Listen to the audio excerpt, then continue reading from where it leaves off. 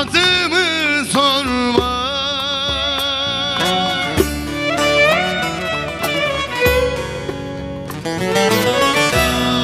Saçlarına yıldız düşmüş, koparma anne, ağlama. Saçlarına yıldız düşmüş, koparma anne, ağlama. Kaç zamandır yüzüm tıraşlı, gözlerim şafak bekledim. Uzarken ellerim, kulağım kirişte. Ölümü özledim anne, yaşamak isterken delice. Ah verebilseydim keşke.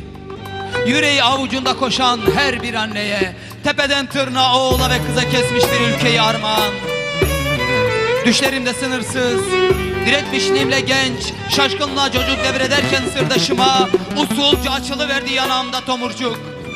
Pir Sultan'ı düşün anne, Şeyh Bedrettin'i, Börlükçe'yi, Torlak Kemal'i, insanları düşün anne.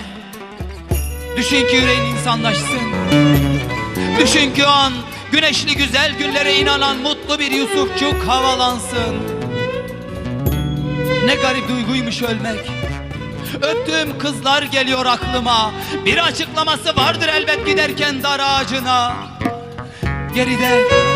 Geride masa üstünde boynu bükük kaldı kağıt kalem. Bağışla beni güzel annem. Oğul adında bir mektup yazamadın diye kızma bana. Elleri değsin istemedim, gözleri değsin istemedim. Ağlayıp koklayacaktın, belki bir ömür taşıyacaktın koynunda. Yaşamak ağrısı hasıldı boynuma. Oysa ben türkü tadında yaşamak isterdim. Oysa ben türkü tadında yaşamak isterdim.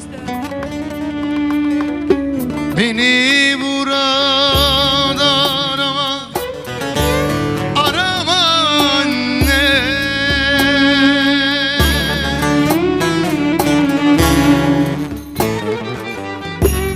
Kapıda adımı sorma.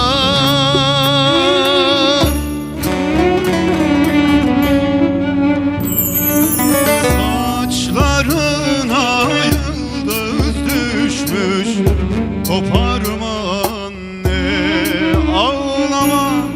Saçlarına yıldız düşmüş, koparma anne, ağlama. Saçlarına yıldız düşmüş, koparma anne, ağlama. Saçlarına yıldız düşmüş, koparma anne, ağlama. Gecenin kıyısında durmuşum. Kefenin cebi yok. Koynuma yıldız doldurmuşum. Koşun çocuklar koşun. Sabah üstüme geliyor. Kısacası güzel annem, bir çocuğu düşünürken ürpermek yok.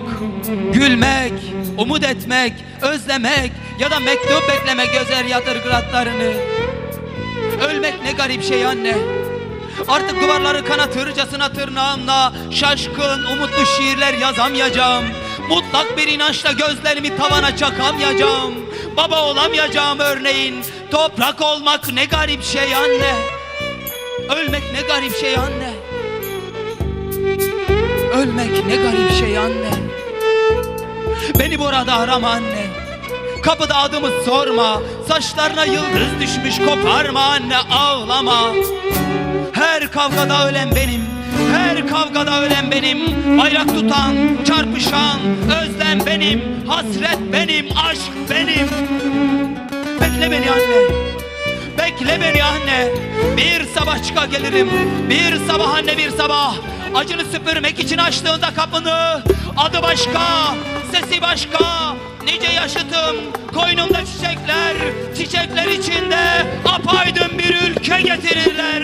Çiçekler içinde özgür bir ülke getirirler.